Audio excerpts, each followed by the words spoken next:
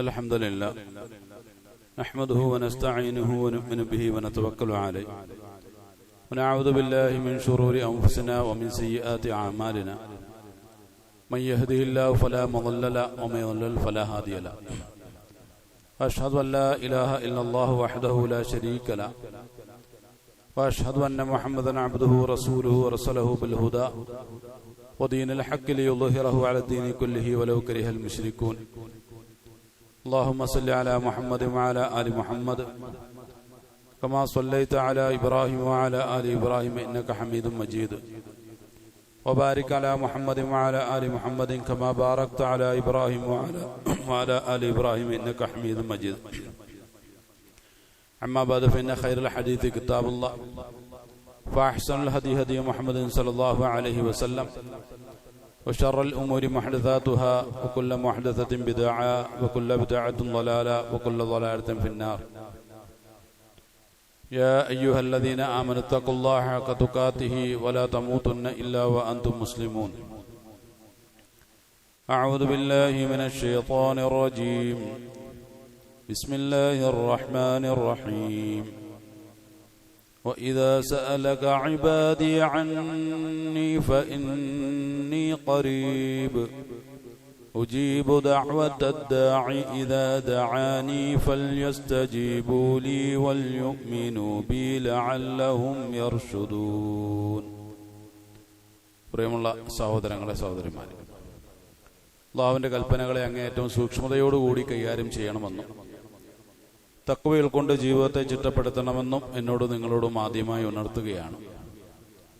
അല്ലാഹുവിന്റെ കൽപ്പന നിർദ്ദേശങ്ങളെ യഥാവിധി അനുസരിക്കുന്ന അവസാന നിമിഷത്തിൽ പരിശുദ്ധ കലിമത്തു ഷഹാദ ഉച്ചരിച്ചുകൊണ്ട് മുഹ്സിനായി മുസ്ലിമായി അല്ലാഹുവിന്റെ അടുത്തിലേക്ക് യാത്ര ചെയ്യാൻ ഭാഗ്യം സിദ്ധിക്കുന്ന സജ്ജനങ്ങളുടെ കൂട്ടത്തിൽ ഉൾപ്പെടുത്തി അല്ലാഹു നമ്മെ ഏവരെയും അനുഗ്രഹിക്കുമാറാകട്ടെ. പ്രിയമുള്ളവരെ, റമളാനുമായി ബന്ധപ്പെട്ട് വിശുദ്ധ ഖുർആൻ നാം ഒന്ന് പരിശോധിച്ച് നോക്കിക്കഴിഞ്ഞാൽ ഏതാണ്ട് 1.5 പേജിനടുത്ത് ഖുർആനിൽ നടത്തുന്ന ഒരു ചർച്ചയാണ് റമളാനുമായി ബന്ധപ്പെട്ടത്. ഏതാണ്ട് 184 ആയത്ത് മുതൽ 183 ആയത്ത് മുതലാണ് അതിന്റെ ചർച്ച ആരംഭിക്കുന്നത്. അത് നോമ്പ് നിങ്ങൾക്ക് നിയമമാക്കപ്പെട്ടിരിക്കുന്നു എന്ന് പറഞ്ഞുകൊണ്ട് ചർച്ച ആരംഭിക്കുന്നു. അതിനുശേഷം നിങ്ങൾ യാത്രകളിലാണെങ്കിൽ, രോഗികളാണെങ്കിൽ, അങ്ങനെയുള്ള ആളുകളെ സംബന്ധിച്ചിടത്തോളം അല്ലാഹു അത് നിയമമാക്കപ്പെട്ടിട്ടില്ല, അതിനുള്ള പരിഹാരങ്ങളെ കുറിച്ച് അല്ലാഹു പറഞ്ഞു തരുന്നു. അതിനുശേഷമുള്ള ആയത്താണ് കഴിഞ്ഞ ആഴ്ച നാം ചർച്ച ചെയ്തു പോയത്. അതിന്റെ ചെറിയൊരു ഭാഗം, റമളാൻ മാസത്തിന്റെ പ്രത്യേകത എന്താണ്. അതിനുശേഷം മറ്റൊരായത്ത് ചർച്ച ചെയ്യുന്നു. അതാണ് ഇവിടെ ഓതി വെക്കപ്പെട്ടിട്ടുള്ള ആയത്ത്, 186 ആയത്ത്. അതിനുശേഷം അല്ലാഹു സുബ്ഹാനഹു തആല നോമ്പുമായി ബന്ധപ്പെട്ട് സ്ത്രീ സംസർഗവുമായി ബന്ധപ്പെട്ട നിയമങ്ങൾ, അതുപോലെ തന്നെ ഇടയത്താഴത്തിന്റെ വിരാമത്തിന്റെ സമയം, നോമ്പ് തുടക്കം മുതൽ അവസാനം വരെയുള്ള സമയം, ഇങ്ങനെയുള്ള ചില നിയമങ്ങളെ കുറിച്ചും ഇഅ്തികാഫിനെ കുറിച്ചുമൊക്കെ പറയുന്നു. ഇങ്ങനെ കുറേയധികം ആയത്തുകൾ ഇങ്ങനെ ചർച്ച ചെയ്തു വരുന്നു. എല്ലാ ആയത്തുകളും നമ്മൾ പരിശോധിച്ച് നോക്കിക്കഴിഞ്ഞാൽ നോമ്പുമായി നേർക്ക് നേരെ ബന്ധമുള്ള ആയത്തുകളാണ്. യാ അയ്യുഹല്ലദീന ആമനൂ കുതിബ അലൈക്കുമുസ് സിയാം, അത് നോമ്പിനെ കുറിച്ച് പറഞ്ഞു. അയ്യാമം മഅദൂദാത്ത് എന്ന് പറഞ്ഞിട്ട് നോമ്പിന്റെ എണ്ണങ്ങളെ കുറിച്ച് സൂചിപ്പിച്ചു. അതിനുശേഷം ഷഹ്റു റമളാൻ അല്ലദീ ഉൻസില ഫീഹിൽ ഖുർആൻ എന്ന് പറഞ്ഞു, റമളാനെ കുറിച്ച് പറഞ്ഞു. ഉഹില്ല ലക്കും ലൈലത്ത സിയാമി എന്ന് പറഞ്ഞിട്ട് നോമ്പിന്റെ രാത്രികളിലുള്ള നിയമങ്ങളെ കുറിച്ച് പറഞ്ഞു. എന്നാൽ അതിനിടയിൽ 186 ആയത്ത് നാം ഒന്ന് പരിശോധിച്ച് നോക്കിയാൽ, ഇങ്ങനെ ഒരു ആയത്ത് നോമ്പുമായി ബന്ധപ്പെട്ട ചർച്ചകൾക്കിടയിൽ ആവശ്യമുണ്ടോ എന്ന് ഒരു വേള നമ്മൾ സംശയിച്ചേക്കാം. കാരണം നേർക്ക് നേരെ നോമ്പുമായി യാതൊരു ബന്ധവുമില്ലാത്ത ഒരായത്ത്. എന്നാൽ ശരിയായ നിലയ്ക്ക് ഈ ആയത്തിനെ കുറിച്ച് നാം ഒന്ന് പരിശോധിച്ചു നോക്കിയാൽ നോൻപിന്റെ ആത്മാവ് കുടികൊള്ളുന്നത് ഈ ഒരു ആയത്തിലാണ്. നേർക്കുനേരെ സുയാമെന്ന് പറഞ്ഞിട്ടില്ല, നോമ്പെന്ന് പറഞ്ഞിട്ടില്ല. വ്രതാനുഷ്ഠാനവുമായി ബന്ധപ്പെട്ട യാതൊരു കാര്യത്തെക്കുറിച്ചും അതിൽ നേർക്കുനേരെ പറയും. എന്നാൽ നോമ്പിന്റെ ആത്മാവ് എവിടെയാണ് എന്ന് ഖുർആനോട് ചോദിച്ചാൽ ഈ 186 ആയത്താണ് അള്ളാഹു നമ്മുടെ കൈകളിലേക്ക് വെച്ചു തരുന്നത്. അതാണ് അതിന്റെ ഒരു പ്രത്യേകത. അതിൽ പറയുന്ന ഒരു വിഷയം, അഊദു ബില്ലാഹി മിനശ് ശൈത്വാനിർ റജീം, റസൂലുള്ളാഹി സ്വല്ലല്ലാഹു അലൈഹി വസല്ലമയോട് ചില കാര്യങ്ങൾ ബോധിപ്പിക്കാൻ അല്ലാഹു സുബ്ഹാനഹു തആല ആവശ്യപ്പെടുകയാണ്. ഈ ഒരു കാര്യം ബോധിപ്പിക്കുന്നതിന് മുമ്പ് ഒരു ചോദ്യവുമായി ബന്ധപ്പെട്ട ഒരു മറുപടി എന്നുള്ള നിലയ്ക്കാണ് അതിന്റെ വിശദീകരണമായി മറുപടിയായി നമുക്ക് കാണാൻ കഴിയും. ചോദ്യം ഇതാണ്: റബ്ബ് ആരാണ് എന്ന് ആരെങ്കിലും ചോദിച്ചാൽ, എന്ന് പറഞ്ഞാൽ അള്ളാഹു അവിടെ പറയുന്നത് എന്നെ കുറിച്ച് ആരെങ്കിലും താങ്കളോട് ചോദിച്ചാൽ എന്നാണ്. അതെല്ലാവർക്കും അറിയാൻ ആഗ്രഹമുള്ള ഒരു വിഷയമായിരിക്കുമല്ലോ. എന്താണ് അള്ളാഹ്? സ്വാഭാവികമായും ഇവിടുത്തെ ഒരു ഉത്തരം പരിശോധിച്ചു നോക്കുമ്പോൾ ആ ചോദ്യത്തിന്റെ താല്പര്യം ഇതാണ്: ഞാനും എന്റെ റബ്ബുമായിട്ടുള്ള ബന്ധം എന്താണ്?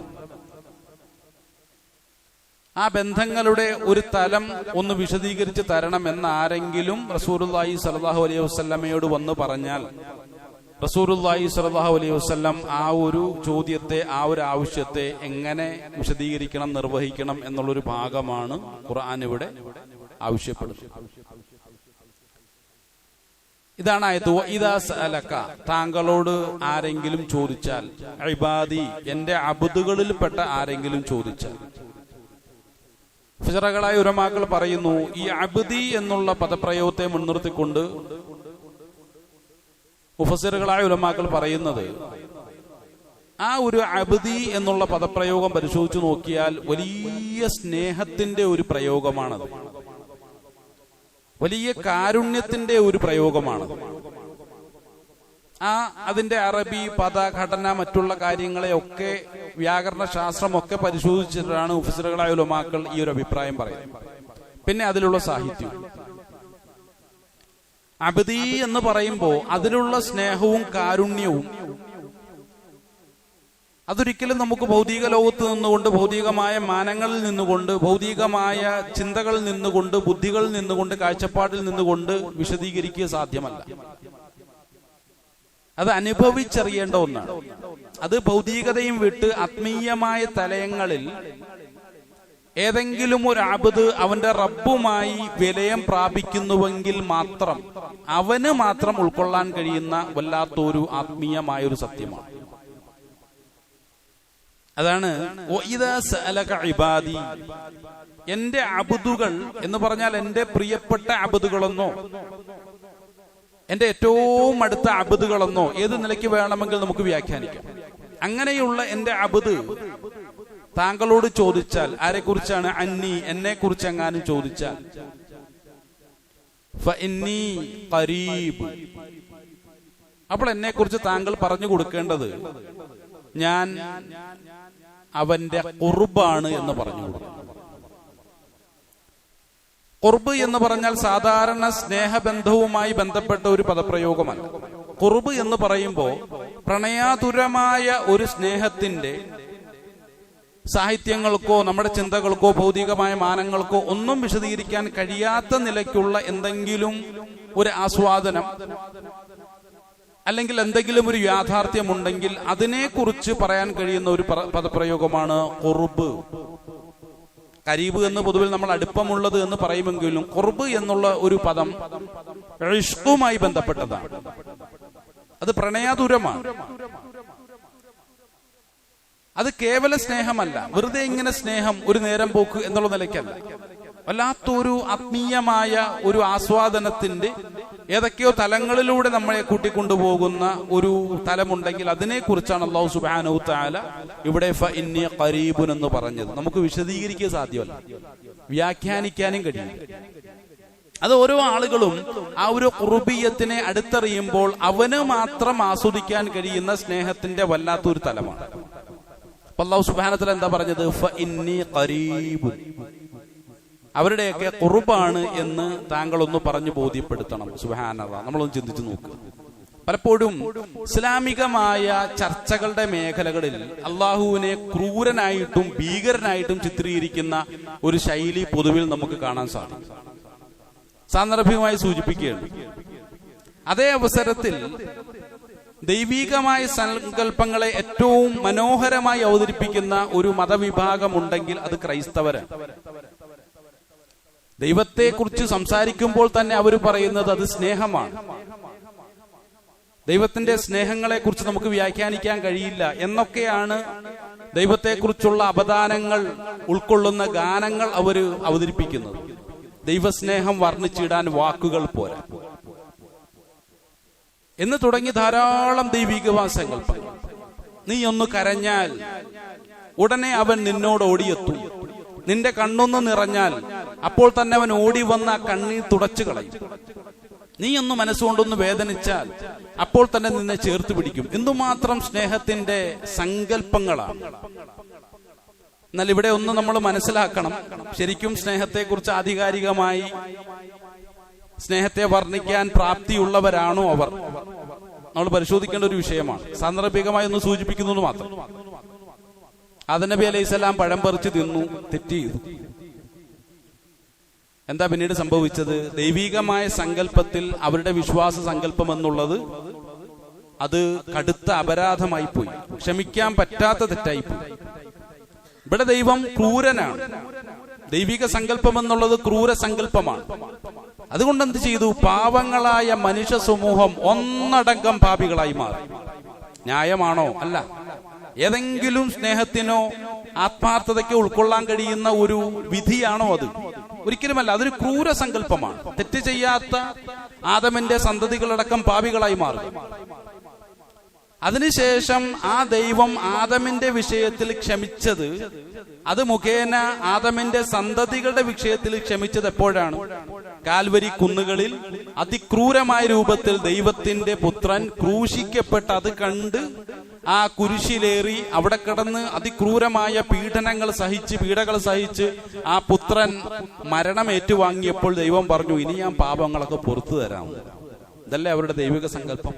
എന്നിട്ടാണ് ഇത്ര മാത്രം സ്നേഹത്തെ കുറിച്ച് അവർ പറഞ്ഞുകൊണ്ടിരിക്കുന്നത്. ഇനി ഇസ്ലാമികമായ സങ്കല്പങ്ങളെ കുറിച്ച് നമ്മൾ പരിശോധിച്ച് നോക്കുക. അതിനെ വില ഇസ്ലാം തെറ്റ് ചെയ്തു. നമ്മളെല്ലാം കുറ്റപ്പെടുത്തിയാലും റബ്ബന വലംന അൻഫുസന, അല്ലാഹുവേ ഞാൻ എന്റെ തെറ്റിനെ ഏറ്റെടുക്കുകയാണ്. ഞാൻ എന്റെ ആത്മാവിനോട് തന്നെ അങ്ങേയറ്റം അതിക്രമം കാണിച്ചു പടച്ചവനെ, നീ അല്ലാതെ എനിക്ക് പുറത്തു തരാനില്ല, നീ അല്ലാതെ എന്നോട് കാരുണ്യം കാണിക്കാനില്ല എന്ന് പറഞ്ഞപ്പോൾ സൂറത്തുൽ അറാഫിൽ വളരെ വ്യക്തമായി അല്ലാഹു സുബ്ഹാനഹു തആല ഈ ഒരു ഭാഗം പറയുന്നുണ്ട്.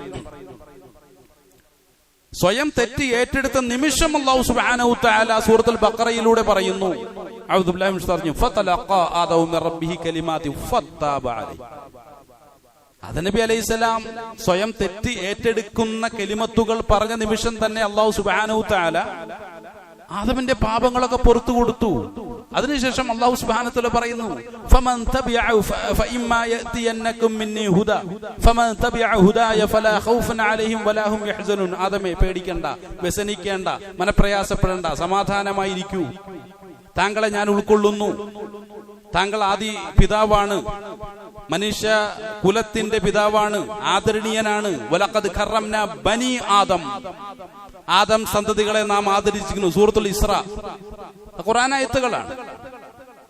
ഈ നിലയ്ക്ക് ആദം നബി അലൈഹിസ്സലാമയും ആദം നബി അലൈഹിസ്സലാമയുടെ സന്താന പരമ്പരകളെ ഒന്നടങ്കം അല്ലാഹു സുബ്ഹാനഹു തആല ആദരിച്ചിരിക്കുന്നു എന്ന് പറഞ്ഞുകൊണ്ടാണ് ആദം നബി അലൈഹിസ്സലാമയുടെ അല്ലാഹു സുബ്ഹാനഹു തആല ആദരവ് പ്രകടിപ്പിച്ചത്. സുബ്ഹാനല്ലാഹ്. നമ്മൾ ചിന്തിക്കും. അപ്പൊ ഈ നിലയ്ക്ക് ആദരവ് കൊടുത്ത് തെറ്റ് ചെയ്തത് പോട്ടെ, മനുഷ്യരല്ലേ, തെറ്റ് ചെയ്യും. പക്ഷെ ആ ഒരു തിരിച്ചുവരവുണ്ടല്ലോ, അതാണ് എനിക്ക് ഏറ്റവും കൂടുതൽ ഇഷ്ടം. അള്ളാഹുവിന്റെ വലിയ സ്നേഹം അതാണ്. ഓരോ അബദുകളുടെയും വിഷയത്തിലുള്ള അള്ളാഹുവിന്റെ വല്ലാത്ത ഒരു കരുതൽ അവിടെയാണ്. നിങ്ങൾ തെറ്റ് ചെയ്തു, സ്വാഭാവികം. ലൈഫായിട്ടാണ് മനുഷ്യനെ നാം സൃഷ്ടിച്ചിട്ടുള്ളത്. ഹലൂഅ എന്ന അവസ്ഥയിലാണ് മനുഷ്യനെ നാം സൃഷ്ടിച്ചിട്ടുള്ളത്. അത് അള്ളാഹുവിനറിയാം. അവിടെ നിങ്ങൾ തെറ്റ് ചെയ്യും, പക്ഷെ തെറ്റിന്റെ അവസ്ഥയിൽ തന്നെ കഴിഞ്ഞുകൂടുന്ന ഒരു അവസ്ഥ, ഒരു നന്ദികെട്ട അവസ്ഥയിലേക്ക് നിങ്ങൾ പോകാൻ പാടില്ല. നിങ്ങൾ തിരിച്ചു വരണം. എന്റെ ചാരത്തേക്ക് നിങ്ങൾ അണയണം.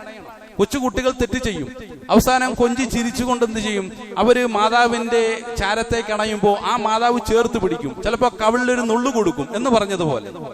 കുഞ്ഞുങ്ങളെ, നിങ്ങൾ തെറ്റ് ചെയ്തവരായിട്ട് ഞങ്ങളിൽ നിന്നും അകന്നു പോകല്ലേ. വീണ്ടും വീണ്ടും തെറ്റിന്റെ ആഴക്കയങ്ങളിലേക്ക് ചെന്ന് പതിക്കല്ലേ. തിരിച്ചു വരിൻ. നിങ്ങളുടെ ചെറിയ ചെറിയ തെറ്റുകളെ മാപ്പാക്കാൻ വിശാലമാണ് ഞങ്ങളുടെ മാതൃഹൃദയം എന്ന് പറയുന്നത് പോലെ അല്ലാഹു സുബ്ഹാനഹു വ തആല പറയുകയാണ്, നിങ്ങൾ തെറ്റ് ചെയ്യും, പക്ഷെ തിരിച്ചു വരണം. അവിടെ തന്നെ കഴിഞ്ഞുകൂടാൻ പാടില്ല. അവിടെ അപ്പോൾ നിങ്ങളുടെ സന്തത സഹചാരി ആജന്മശത്രുവായ, നിങ്ങളുടെ ജന്മശത്രുവായ ഇബ്ലീസ് ആയിരിക്കും.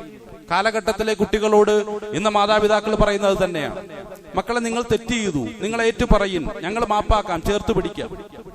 പഴയ നിലയ്ക്ക് തന്നെ നിങ്ങളെ ഉൾക്കൊള്ളാൻ ഞങ്ങൾ തയ്യാറാണ്. പക്ഷെ നിങ്ങൾ ആ തെറ്റിന്റെ മേഖലയിൽ തന്നെ കഴിഞ്ഞുകൂടി കഴിഞ്ഞാൽ നിങ്ങളുടെ സ്നേഹിതന്മാരായി കൂടെയുള്ളത് നിങ്ങളുടെ ആ ജന്മശത്രുക്കളായ, നിങ്ങളുടെ ജീവിതത്തിന്റെ എല്ലാ ഭാവികളെയും തച്ചുടച്ച് തകർത്ത് കളയുന്ന അതിഭീകരന്മാരായിട്ടുള്ള മനുഷ്യപിശാചുകളായിരിക്കും എന്നാണ് ഇന്നത്തെ നവ മാതൃഹൃദയങ്ങൾക്ക് കുട്ടികളോട് പറയാനുള്ളത്. എന്ന് പറഞ്ഞതുപോലെ തന്നെ അല്ലാഹു സുബ്ഹാനഹു വ തആല പറയുകയാണ്. അതിന്റെ ഒരു വികാരം മനസ്സിലാക്കാൻ വേണ്ടിയിട്ടാണ് ഇത്തരം ചില ഉദാഹരണങ്ങൾ സൂചിപ്പിക്കുന്നത്.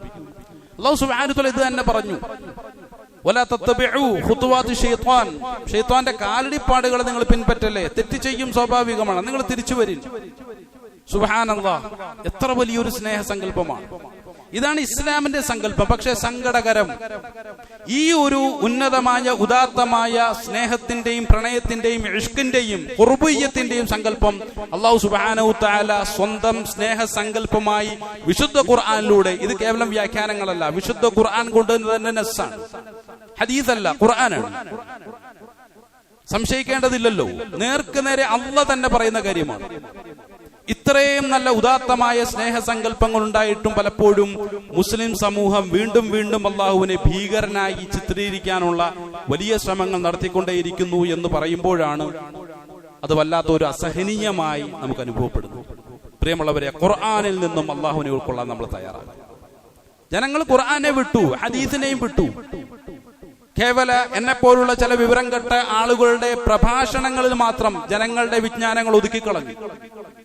അപ്പൊ സ്വാഭാവികമായും ആ ദൈവത്തിന്റെ ക്രൂരതകളെ കുറിച്ച് പറയാൻ, നരകത്തിലെ ശിക്ഷ, പരലോകത്തിലെ ശിക്ഷ, മഹ്ശറ മൈതാനി എന്നൊക്കെ പറഞ്ഞിട്ട് ജനങ്ങളെ ഇട്ടടങ്ങേറാക്കാൻ വേണ്ടി കുറച്ച് ഭാഷാപരമായിട്ടുള്ള കുറച്ച് ഗൗരവമൊക്കെ ചാർത്തിക്കൊണ്ട് സംസാരിക്കാൻ ചിലപ്പോ നല്ലത് അത്തരം വിഷയങ്ങളും അത്തരം ശൈലികളുമായിരിക്കും. അതിലൊരിക്കലും വഞ്ചിതരാകാൻ പാടില്ല. നമ്മൾ ഖുർആനിലേക്ക് വരും. ഖുർആനെ മുൻനിർത്തിക്കൊണ്ട് എന്റെ അല്ലാഹ് ആരാണ് എന്ന് നമ്മൾ പഠിക്കും. അത് വേറെ ഒരാളിൽ നിന്നും പഠിക്കേണ്ട ആവശ്യം എനിക്കില്ല എന്നുള്ള തീരുമാനം നമ്മൾ എടുക്കും. ആദരവായ റസൂലുള്ളാഹി സ്വല്ലല്ലാഹു അലൈഹി വസല്ലമയോട് പോയി ചോദിക്കും. ആദരവായ റസൂലുള്ളാഹി സ്വല്ലല്ലാഹു അലൈഹി വസല്ലം നമ്മളിൽ നിന്നും മറഞ്ഞു പോയിട്ടുണ്ടെങ്കിലും വിടങ്ങ് വാങ്ങി പോയിട്ടുണ്ടെങ്കിലും അവിടുത്തെ വിശുദ്ധമായ ഹദീസുകൾ ഇന്നും അൽഹംദുലില്ലാഹ് നമുക്കിടയിൽ ജീവിച്ചുകൊണ്ടേയിരിക്കുന്നു എന്നുള്ളത്. ഹദീസുമായിട്ട് നമ്മൾ ബന്ധപ്പെടുക. എന്നിട്ട് എന്റെ റബ്ബ് ആരാണ് എന്ന് ഖുർആനോടും ഹദീസിനോടും നമ്മൾ ചോദിക്കുക. ഒരിക്കലും നമ്മൾ വഴിതെറ്റി പോകില്ല. അതേപോലെ റസൂലുള്ളാഹി സ്വല്ലല്ലാഹു അലൈഹി വസല്ലം പറഞ്ഞതുപോലെ ലൻ തദല്ലു മാ തമസ്സക്തും ബിഹിമാ കിതാബുല്ലാഹി വസുന്നത്തി നബിഹി, കിതാബിനെയും സുന്നത്തിനെയും അഥവാ ഹദീസിനെയും ആരെങ്കിലും പിൻപറ്റി കഴിഞ്ഞാൽ അവരൊരിക്കലും വഴിപിഴക്കില്ല. അതല്ലാത്ത വേറെ ഏതേത് മാർഗങ്ങൾ സ്വീകരിച്ചാലും വഴിപിഴയ്ക്കാനുള്ള സാധ്യതകൾ വളരെ കൂടുതലാണ് എന്നാണ് ആദരവായ റസൂലുള്ളാഹി സ്വല്ലല്ലാഹു അലൈഹി വസല്ലം പോലും ഈ ഒരു വിഷയത്തിന്റെ ആധികാരികത വ്യക്തമാക്കിയത്. അതുകൊണ്ട് പ്രിയമുള്ളവരെ, നമ്മൾ മനസ്സിലാക്കുക, അല്ലാഹു സുബ്ഹാനഹു വ തആല അല്ലാഹുവിനെ കുറിച്ച് തന്നെ പറയാണ്, ഫഇന്നി ഖരീബുൻ, ഞാൻ ഏറ്റവും അടുത്തവനാണ്. അങ്ങനെ അള്ളാഹുവിന്റെ ചാരത്തേക്ക് അടുത്തിരിക്കുന്ന ഓരോ ആളുകളുടെയും മുഖത്ത് നോക്കിയിട്ട് അല്ലാഹു സുബ്ഹാനഹു വ തആല ചോദിക്കുകയാണ്, ഉജീബു ദഅവത ദാഇ ഇദാ ദഅാനി, ഉജീബു ദഅവത ദാഇ ഇദാ ദഅാനി. എന്തൊക്കെയോ പ്രയാസങ്ങൾ മുഖത്തിലുണ്ടല്ലോ, എന്തൊക്കെയോ മാനസികമായ വ്യഥകൾ നിങ്ങളുടെ ഉള്ളിൽ കുമിഞ്ഞുകൂടിയിട്ടുണ്ടല്ലോ. അതിന്റെ ചില തെളിവുകളാണല്ലോ നിങ്ങളുടെ ഈ വിഷമം തിങ്ങി നിറഞ്ഞ ഈ മുഖങ്ങൾ, മുഖഭാവങ്ങൾ. അതുകൊണ്ട് പറയും, ഉജീബു ദഅവത ദാഇ ഇദാ ദഅാനി, നിങ്ങളുടെ ഏതേത് ചോദ്യങ്ങൾക്കും ഞാൻ ഉത്തരം തരാം. ഏതേത് ചോദ്യങ്ങൾക്കും ഞാൻ ഉത്തരം തരാം. പ്രിയമുള്ളവരെ, റമദാനുമായി ബന്ധപ്പെട്ട ആയത്തുകൾക്കിടയിലാണ് അല്ലാഹു സുബ്ഹാനഹു തആല ഈ ഒരു ചർച്ച വെച്ചത് എന്ന് നമ്മൾ മനസ്സിലാക്കണം. അപ്പൊ റമദാനിന്റെ ആത്മാവ് എന്താണ് എന്ന് ആരെങ്കിലും നമ്മളോട് ചോദിച്ചാൽ നമ്മൾ ഉറപ്പിച്ചു പറയണം, തികഞ്ഞ ആത്മപ്രണയത്തിന്റെ നാളുകളാണ്, തികഞ്ഞ സ്നേഹത്തിന്റെ നാളുകളാണ്. ഉപവാസം എന്ന വാക്കിനെ കുറിച്ച് വ്യാഖ്യാനിക്കാറുണ്ട്. ഉപവി എന്ന് പറഞ്ഞാൽ വിശ്വസ്നേഹം എന്നാണ്. അതിനെ ദൈവത്തെയാണ് സൂചിപ്പിക്കുന്നത്. അവനുമായിട്ടുള്ള വാസം, ഉപവാസം. വിശ്വസ്നേഹവുമായി ഞങ്ങൾ വസിച്ചുകൊണ്ടിരിക്കുന്ന മാസമാണ്. ഞങ്ങൾക്ക് അനുവദനീയമാക്കപ്പെട്ട ഭക്ഷണപാനീയങ്ങളെ പോലും ഞങ്ങൾ ഉപേക്ഷിക്കുന്ന, ആസ്വാദനങ്ങളെയൊക്കെ ഉപേക്ഷിക്കുന്നു. ആർക്കു വേണ്ടി? ആ ഉപവിയായിട്ടുള്ള വിശ്വസ്നേഹമാകുന്ന എന്റെ റബ്ബിന് വേണ്ടി. ആ റബ്ബാണ് വലിയ സ്നേഹം. ഫഇന്നി ഖരീബ് എന്ന് പറഞ്ഞുകൊണ്ട് വല്ലാത്ത ഒരു ആത്മസ്നേഹം എന്നോട് ഇങ്ങനെ പ്രകടിപ്പിച്ചുകൊണ്ടേയിരിക്കുന്നത്. ഞങ്ങളുടെ നേതാവായ ആദരവായ റസൂലുള്ളാഹി സ്വല്ലല്ലാഹു അലൈഹി വസല്ലമയോട് ആ സ്നേഹത്തെ അങ്ങനെ തന്നെ വ്യാഖ്യാനിക്കാനാണ് എന്റെ റബ്ബ് അദ്ദേഹത്തെ ബോധ്യപ്പെടുത്തിയിട്ടുള്ളത്, പഠിപ്പിക്കാൻ പറഞ്ഞിട്ടുള്ളത്. സുബ്ഹാനല്ലാഹ്. അപ്പൊ ആ അവസ്ഥയിൽ പറയാണ്, ഇപ്പൊ നമ്മളോട് ചേർന്ന് വരുന്ന വലിയ ആവേശത്തോടുകൂടി, ആഗ്രഹത്തോടുകൂടി നമ്മെ പ്രതീക്ഷിച്ചുകൊണ്ട് നമ്മളിലേക്ക് കടന്നു വരുന്ന ആളുകളോട് നമ്മൾ ചോദിക്കും, എന്താണ് നിങ്ങളുടെ ആവശ്യം? എന്തിനു വേണ്ടിയിട്ടാണ് നിങ്ങൾ എന്നെ സമീപിച്ചത്? പറയിൻ, എന്ത് സഹായമാണ് ഞാൻ ചെയ്തു തരേണ്ടത്? അല്ലേ? ആ ഒരു വല്ലാത്തൊരു സ്നേഹമാണ്. അവിടെ നോമ്പ് അനുഷ്ഠിച്ചു കൊണ്ടുകൂടിയാകുമ്പോ ആ ഒരു ബന്ധത്തെ കുറിച്ച് നമ്മൾ ചിന്തിച്ചു നോക്കാം. ഇപ്പൊ അബൂ ഹുറൈറ റളിയല്ലാഹു അൻഹു റിപ്പോർട്ട് ചെയ്ത ഒരു ഹദീസിലൂടെ ആദരവായ റസൂലുള്ളാഹി സ്വല്ലല്ലാഹു അലൈഹി വസല്ലം പറഞ്ഞ ഒരു നോമ്പുമായി ബന്ധപ്പെട്ട വല്ലാത്തൊരു സാങ്കല്പികമായ ഒരു തലമുണ്ട്. അല്ലാഹു സുബ്ഹാനഹു വ തആല പറയുന്ന, ഖാലല്ലാഹ് കുല്ലു അമലിൻ ഇബ്നു ആദം ലഹു ഇല്ല സിയാം. ആദമിന്റെ മക്കൾ അമലുകളൊക്കെ ചെയ്തോട്ടെ, ഞാൻ അതിന് പ്രതിഫലം കൊടുക്കാം, എല്ലാം അവനുള്ളതാണ്. പക്ഷെ നോമ്പിന്റെ വിഷയത്തിൽ മാത്രം അങ്ങനെ പറയാൻ പാടില്ല, ഞാൻ നോമ്പിനെ ഒഴിവാക്കുകയാണ്. ആര് പറയുന്നു? അല്ലാഹു സുബ്ഹാനഹു തആല പറഞ്ഞതായി റസൂലുള്ളാഹി സ്വല്ലല്ലാഹു അലൈഹി വസല്ലം നമ്മെ പറഞ്ഞ് ബോധ്യപ്പെടുത്തുകയാണ്. ആദമിന്റെ മക്കൾ, സന്തതികൾ, എന്റെ അബ്ദുകൾ ധാരാളം അമലുകൾ ചെയ്യും, അതിനുള്ള പ്രതിഫലം എല്ലാം ഞാൻ കൊടുക്കാം, പക്ഷെ നോമ്പിന്റെ വിഷയം മാത്രം അങ്ങനെ പറയല്ലേ. ഫഇന്നഹു ലീ, അത് എനിക്കുള്ളതാണ്. വഅന അജ്രീ ബിഹി, അതിനുള്ള പ്രതിഫലം ഞാൻ തന്നെ നേരിട്ട് കൊടുത്തോളാം, അതിൽ വേറെ ആരും ഇടപെടേണ്ട കാര്യമില്ല. സുബ്ഹാനല്ലാഹ്. പ്രിയമുള്ളവരെ, അത്രമാത്രം അള്ളാഹുവായിട്ട് നമ്മൾ ചേർന്നിരിക്കുന്ന, അള്ളാഹുവുമായി വസിച്ചുകൊണ്ടിരിക്കുന്ന ഒരു സമയത്തിലൂടെയാണ്, ദിവസങ്ങളിലൂടെയാണ് നമ്മൾ കടന്നു പോകുന്നത് എന്നുള്ള കൃത്യമായ ബോധ്യം വേണം. പരമാവധി ഈ സമയങ്ങളെ ചൂഷണം ചെയ്യാൻ നമ്മളിൽ ആരെങ്കിലും തയ്യാറാകുന്നുവെങ്കിൽ അവൻ ഭാഗ്യവാനാണ്. അള്ളാഹു ആ ഭാഗ്യവാന്മാരിൽ ഉൾപ്പെടുത്തി നമ്മളെല്ലാവരെയും അനുഗ്രഹിക്കുമാറാകും.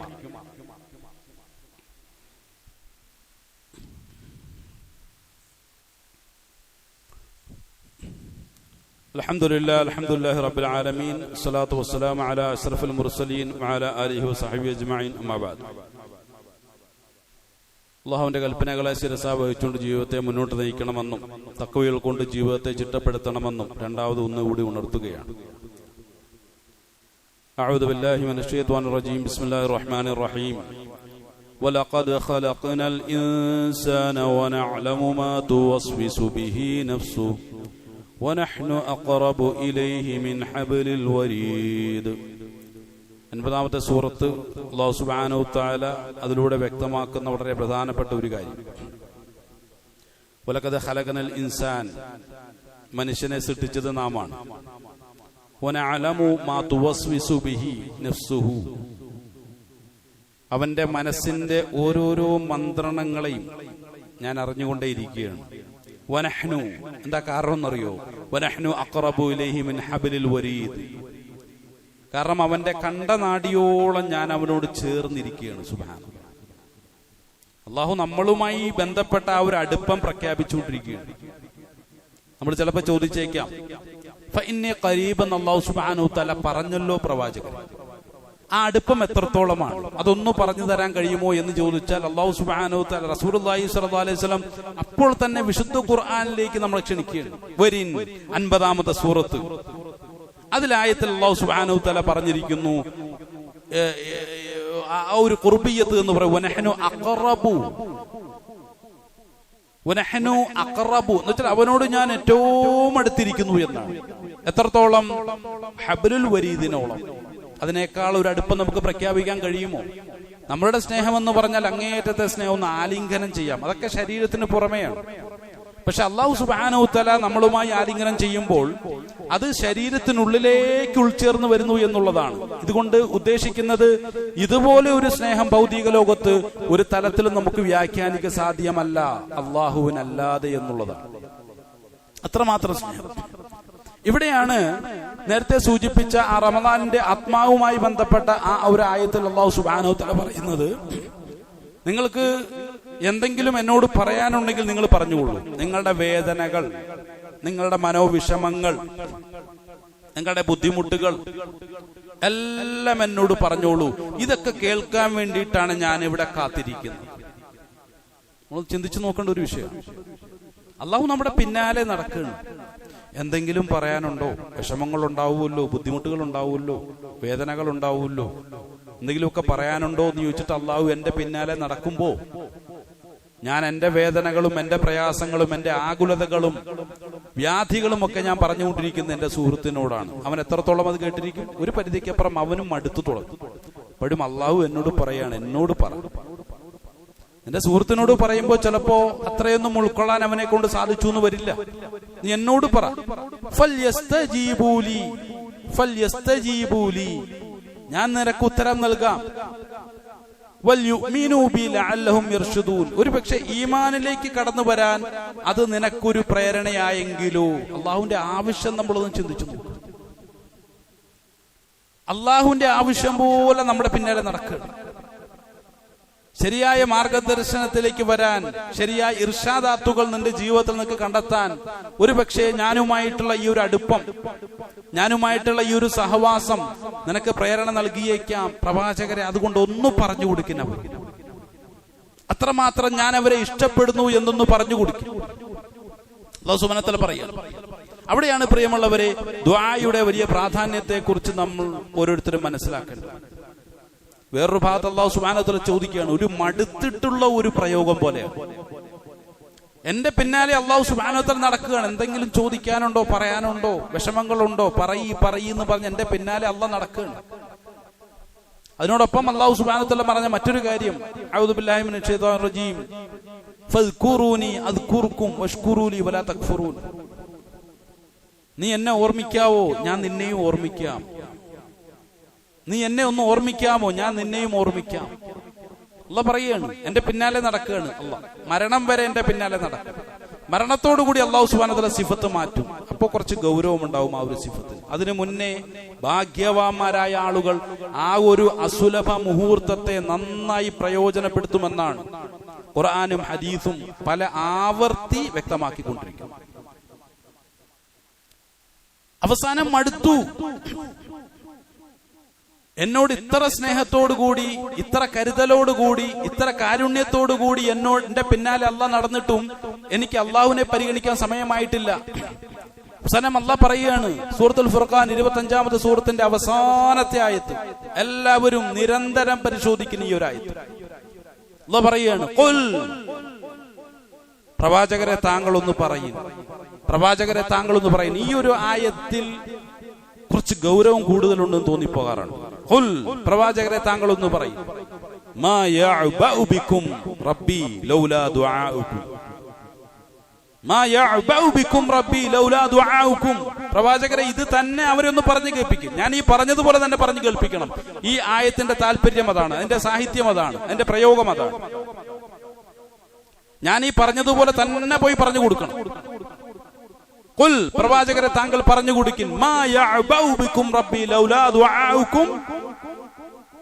നിങ്ങൾക്ക് അല്ലാഹുവിനോടൊന്ന് ചോദിക്കാനില്ലെങ്കിൽ, ഒരു ദുആ ഇല്ലെങ്കിൽ എന്റെ റബ്ബ് നിങ്ങളെ എങ്ങനെ പരിഗണിക്കാനാണ് എന്ന് അവരോട് പോയിട്ടൊന്ന് ചോദിച്ചു നോക്കിൻ. പലപ്പോഴും ഇത്തരം ദുആകളിൽ നിന്നുള്ള തിരിഞ്ഞുപോക്ക് അല്ലാഹ് മനസ്സിലാക്കുകയാണ്. നമ്മുടെ മനസ്സിന്റെ താല്പര്യങ്ങളെ അറിയുന്ന അല്ലാഹു സുബ്ഹാനഹു വ തആല മനസ്സിലാക്കുന്നു. ഫഖദ് കസ്സബതും ഫസൗഫ യകൂനു ലിസാമ. ഇങ്ങനെയൊക്കെ എന്നെ നിഷേധിച്ചാൽ, സുബ്ഹാന, നമ്മൾ ചിന്തിച്ചു നോക്കുന്ന അള്ളാന്റെ പ്രയോഗമാണ്. ദുആ ചെയ്യാൻ എനിക്ക് സമയമില്ല, എന്റെ വേദനകളെ കുറിച്ച് ഒന്ന് ചർച്ച ചെയ്യാൻ എനിക്ക് സമയമില്ല, എന്റെ ബുദ്ധിമുട്ടുകൾ എനിക്കൊന്ന് പങ്കുവയ്ക്കാൻ അള്ളാഹുവുമായിട്ട് എനിക്ക് താല്പര്യമില്ല. അപ്പോൾ അള്ളാഹു പറയുന്നു, അതൊരു തരം നിഷേധമല്ലേ? അവന്റെ ജീവിതത്തിൽ നിന്നും എന്നെ ഒഴിവാക്കിയിട്ടുണ്ട്, അവൻ എന്നെ ഒഴിവാക്കിയിട്ടുണ്ട്, നിഷേധിച്ച് തള്ളിയിരിക്കുകയാണ്. അതുകൊണ്ടൊരു കാര്യം പറഞ്ഞേക്കാം, നാളെ പരലോകത്ത് വന്നാൽ പിന്നെ ഈ കാരുണ്യമൊന്നും എന്റെ ഭാഗത്ത് നിന്ന് പ്രതീക്ഷിക്കേണ്ട ആവശ്യമില്ല. അവിടെ ഇങ്ങനെയുള്ള നിഷേധികളെ കാത്തിരിക്കുന്നത് വലിയ ശിക്ഷകളായിരിക്കും. അതുകൊണ്ട് ഇതൊക്കെ ഒന്ന് പറഞ്ഞ് ബോധ്യപ്പെടുത്തി ആ ഒരു മുന്നറിയിപ്പ് പ്രവാചകരെ താങ്കളൊന്ന് കൊടുക്കിനെന്ന് പറഞ്ഞിട്ട് അല്ലാഹു സുബ്ഹാനഹു തആല പ്രവാചകരെ വീണ്ടും അയക്കുകയാണ്. അഹങ്കാരിയായ എന്റെ അടുക്കലേക്ക്, നിഷേധിയായ എന്റെ അടുക്കലേക്ക് വീണ്ടും വീണ്ടും അല്ലാഹു അയച്ചുകൊണ്ടേയിരിക്കുകയാണ്. എന്തിനു വേണ്ടിയിട്ടാണെന്നറിയില്ലേ? ഒരു തിരിച്ചുപോക്കിനുള്ള ഒരവസരം എന്റെ ജീവിതത്തിൽ ഉണ്ടായാലോ.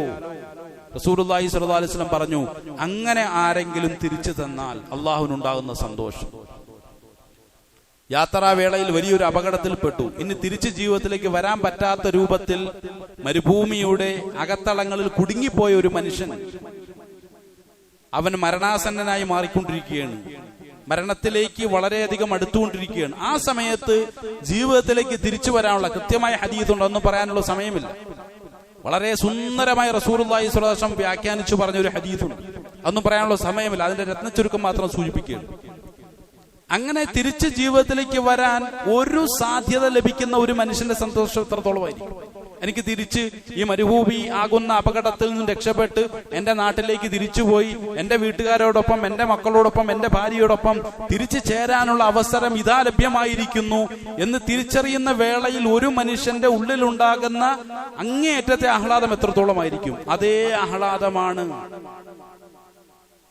ഒരു അബ്ദ് അള്ളാഹുവിന്റെ അടുക്കിലേക്ക് തിരിച്ചു ചെന്നാൽ എത്ര പാപിയായിട്ടാണെങ്കിലും, എത്രമാത്രം പാപം ചെയ്തിട്ടാണെങ്കിലും അള്ളാഹുവിന്റെ അടുക്കിലേക്ക് അവനൊന്ന് തിരിച്ച് പ്രതീക്ഷയോടുകൂടി അടുത്താൽ അള്ളാഹുവിന് അതിന് മാത്രം സന്തോഷമായിരിക്കും എന്നാണ് റസൂലുള്ളാഹി സ്വല്ലല്ലാഹു അലൈഹി വസല്ലം നമ്മെ ബോധ്യപ്പെടുത്തുന്നത്. ഇതും അള്ളാഹുവിന്റെ തികഞ്ഞ അറിവോട് കൂടിയാണ്, അള്ളാഹുവിന്റെ തികഞ്ഞ താല്പര്യത്തോടു കൂടിയാണ്. അത്രമാത്രം നമ്മളെ പ്രതീക്ഷിക്കുന്നു. അതിനുശേഷം ഈ രംഗത്ത് വഞ്ചിതരാകാതിരിക്കാൻ റസൂലുള്ളാഹി സ്വല്ലല്ലാഹു അലൈഹി വസല്ലം ഒരു കാര്യം കൂടി നമ്മളോട് പറഞ്ഞു. ആ ഒരൊറ്റ കാര്യം കൂടി ഇൻഷാ അല്ലാഹ് നമുക്ക് ചർച്ച ചെയ്യാം. ഒറ്റ കാര്യം എന്താണ്? നിങ്ങൾ ദുആ ചെയ്യും. എത്ര ദുആ ചെയ്തിട്ടും ഫലം ഒന്നും കിട്ടുന്നില്ലല്ലോ. നമ്മൾ ചിലപ്പോൾ അറിയാതെ പറഞ്ഞു പോകാനുള്ള സാധ്യതയുണ്ട്.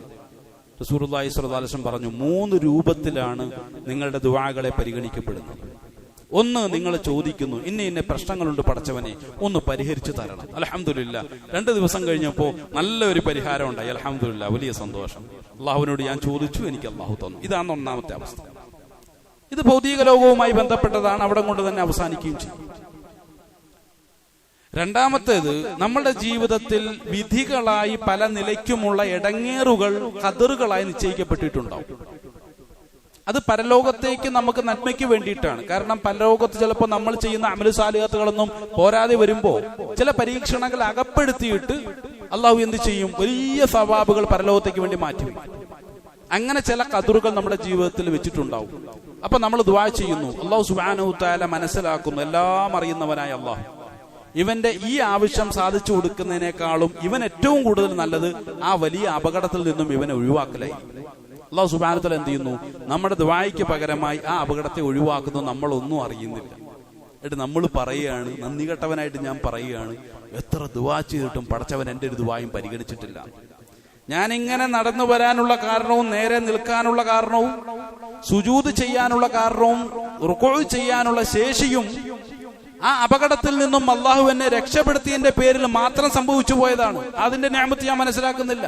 എന്നിട്ട് നന്ദി കെട്ടവനായിട്ട് ഞാൻ പറയുന്നു, അള്ളാഹ് എന്നെ തീരെ പരിഗണിക്കുന്നില്ല എന്ന്. ഇത് ഹദീസ് നിഷേധമാണ്, ഖുർആൻ നിഷേധമാണ്, ഒരിക്കലും പറയാൻ പാടില്ല.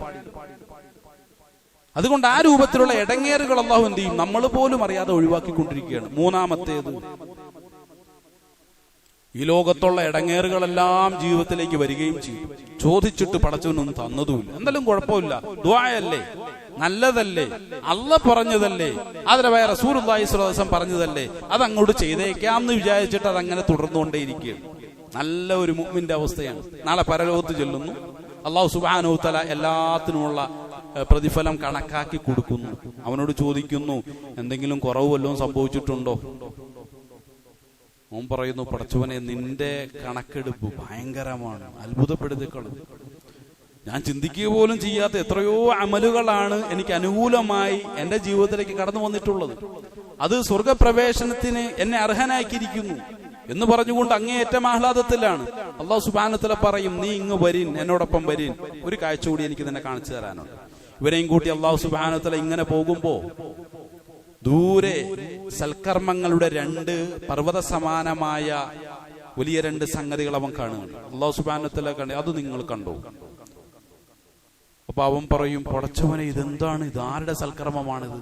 പർവ്വത സമാനമാണല്ലോ, പർവ്വതം പോലെ ഇങ്ങനെ ഉയർന്നു നിൽക്കുകയാണല്ലോ, അതുപോലെ വിശാലമാണല്ലോ, ഇതാരുടേതാണ് പടച്ചവനെ? ഇതിന്റെ ഉടമസ്ഥനെ കുറിച്ച് ആലോചിച്ചിട്ട് എനിക്ക് അസൂയ തോന്നുന്നു, വല്ലാത്തൊരു അസൂയ തോന്നുന്നു. ഇതാരുടേതായിരിക്കും എന്ന് പറഞ്ഞുകൊണ്ട് ഇവൻ അവിടെ കിടന്നുകൊണ്ട് വല്ലാത്തൊരു മാനസികാവസ്ഥയിൽ നിന്നുകൊണ്ട് അള്ളാഹുവിനോട് സംസാരിക്കുകയാണ്. അള്ളാഹു സുബ്ഹാനഹു വ തആല ഇവനോട് ചോദിക്കും, അതൊക്കെ പോട്ടെ, ഇന്ന സന്ദർഭങ്ങളിൽ നീ എന്നോട് ദുആ ചെയ്തിരുന്നു, ഓർമ്മയുണ്ടോ? അല്ലാഹുവേ, ഓർമ്മയുണ്ട്, നല്ല ഓർമ്മയുണ്ട്. കാരണം ആ സമയത്തുള്ള നമ്മുടെ ഓർമ്മശക്തിയൊക്കെ അതിഭയങ്കരമായ രൂപത്തിലായിരിക്കും പ്രവർത്തിക്കുക. അതിന് നിനക്ക് ഞാൻ ഉത്തരം തന്നിരുന്നോ? തന്നതായിട്ട് ഓർമ്മയില്ല പടച്ചവനെ. നിനക്ക് തരാതിരിക്കാനുള്ള അധികാരമുണ്ടല്ലോ, അതല്ല, തന്നിട്ടുണ്ടോ? ഇല്ല. എങ്കിൽ ആ പർവ്വതത്തിന്റെ ആ ഒരു ഭാഗം നിനക്കുള്ളതാണ്. സുബ്ഹാനല്ലാഹ്.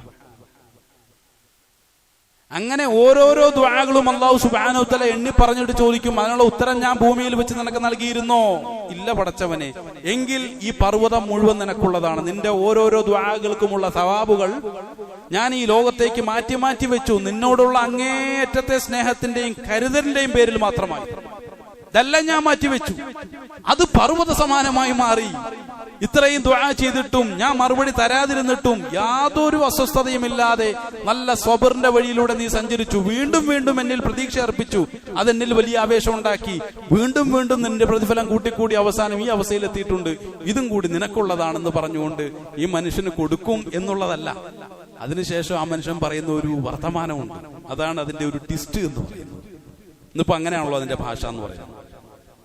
ആ മനുഷ്യനപ്പോ പറയുന്ന ഒരു വർത്തമാനമുണ്ട്. ഇത് നമ്മൾ ശരിക്കും ഉൾക്കൊള്ളേണ്ട ഒരു വർത്തമാനമാണ്. എന്താണെന്നറിയോ?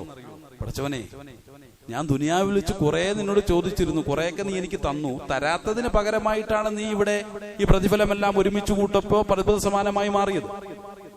പടച്ചവനെ, എന്റെ ഒരു ദുആയും നീ സ്വീകരിക്കാതിരുന്നെങ്കിൽ, ഞാൻ ഒരുപാട് ചോദിച്ചു, നീ കുറെ തന്നു. തരാത്തതിന് പകരമാണ് പർവ്വത സമാനമായ രൂപത്തിൽ ഈ പരലോകത്ത് നീ ഒരുമിച്ച് കൂട്ടിയിട്ടുള്ളത്.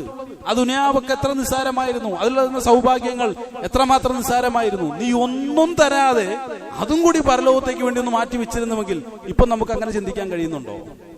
ഇല്ല. ഇപ്പൊ നമുക്ക് പരാതിയാണ്, സങ്കടമാണ്. ചോദിച്ചിട്ട് പടച്ചവനൊന്നും തരുന്നില്ല. പ്രിയമുള്ളവരെ, നമ്മൾ ദുആ ചെയ്തുകൊണ്ടേയിരിക്കുകയാണ്, അള്ളാഹുവിന്റെ ചാരത്തേക്ക് അണഞ്ഞുകൊണ്ടേയിരിക്കുക.